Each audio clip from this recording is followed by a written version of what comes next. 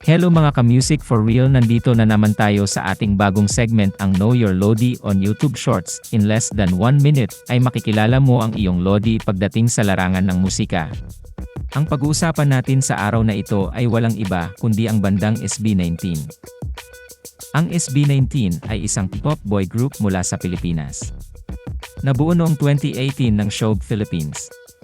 Binubuo ng mga miyembro na sina Pablo, dating Sejun, Stel, Josh, Ken, at Justin.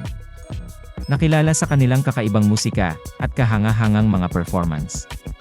Ang kanilang debut na kantang Tilaluha at susunod na Go Up ay kumita ng pansin.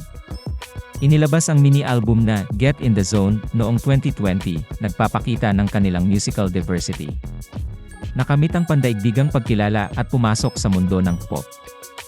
Isang halimbawa ng determinasyon, talento, at pagiging tunay sa industriya ng musika.